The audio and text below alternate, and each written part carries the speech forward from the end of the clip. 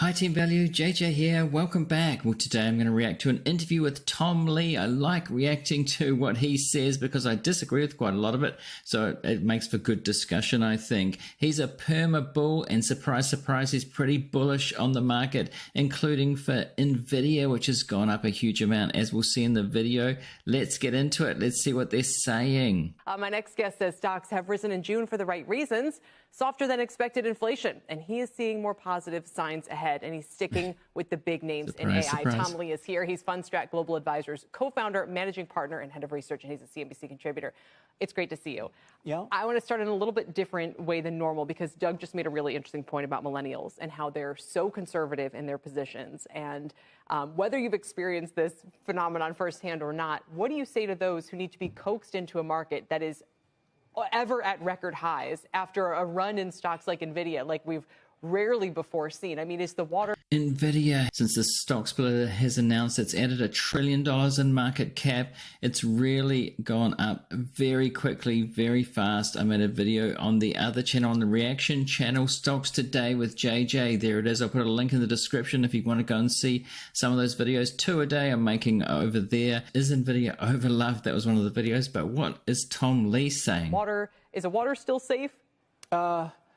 You know, I know investors generally aren't comfortable buying things at a high, but if we're mid-cycle, which we probably are, then we're going to be making a lot of new highs over the next 5 years anyways. And I think... So that's an assumption right there. We're mid-cycle. Is that true? I think I have heard a few people saying, like Dan Ives is one of them, that we're in a 2-year of maybe 5 years, and really that's calling for an AI bubble. So he's talking AI-related stocks, as Tom Lee's talking about here, tech stocks, pretty sure. I think there's a lot of statistical support showing buying at new highs actually has a better win ratio than attempting to buy at lows. Well, that's true in bull markets, of course, but we haven't experienced many bear markets, long bear markets at all. If there can be a long bear market and a long down cycle, and buying at highs works for momentum as bull market momentum, but doesn't work when there's a long period of it either being flat or going nowhere.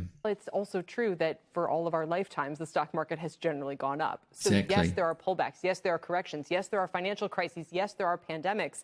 But is there any reason to believe that the fundamental nature of the beast has changed for the worse? I mean, I read this research sometimes, I'm sure you've seen it, that says, oh, we're going to have permanently lower stock returns now. 4% a year is the most you should expect and things like that. We've pulled forward gains. I mean, do you believe there's credence in any of that?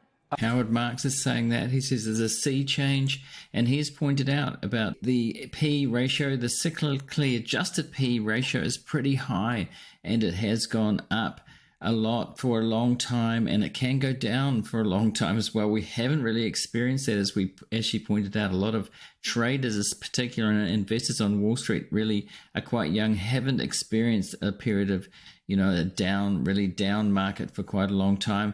People did experience it in 2022. We had that bear market in tech, and people got really despondent really quickly. And Tom Lee was a perma bull during that. He was wrong, and he did get a lot of bad reactions to that during that. But he's back, in the favor because being a perma bull, he's doing well in this very bullish market this year so far.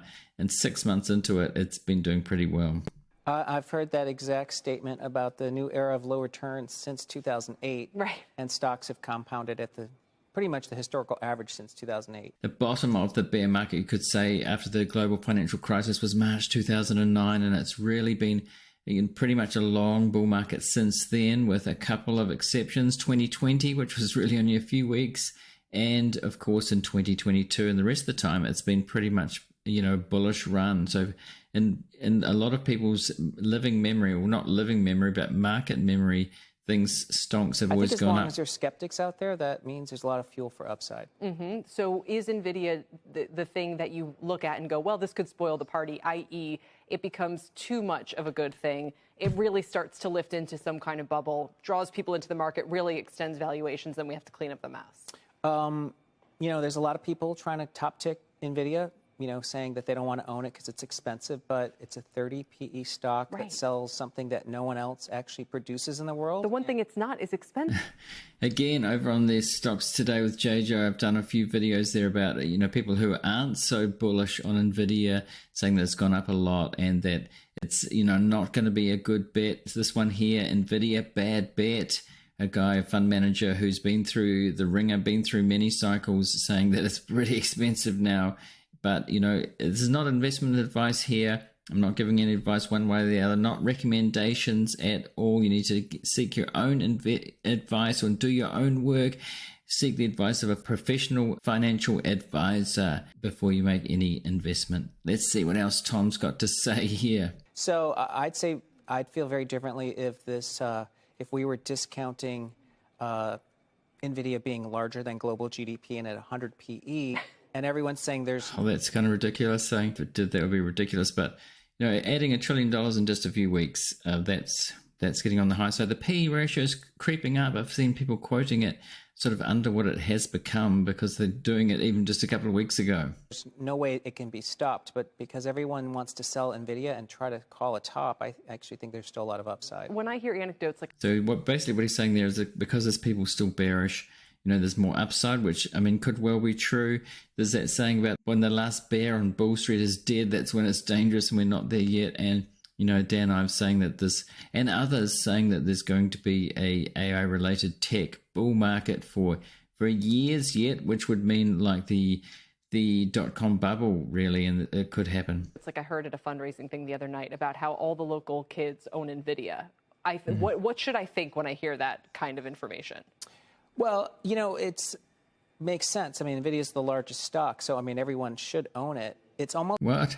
It's the largest stock, so everyone should own it. I wonder historically that's been the case, if the largest stock, if somebody bought it at, when it was the largest stock and when it had gone up a lot, what the history of that over the next 10 years would be. Almost like if someone said, I'm selling because everyone owns the S&P.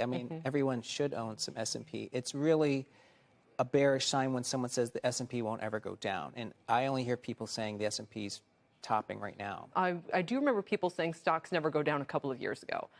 Then we finally had... It was 2021, of course, when, the ARK-related stocks were at 50 times sales and that sort of thing. And, of course, that's what led into the bear market of 2022.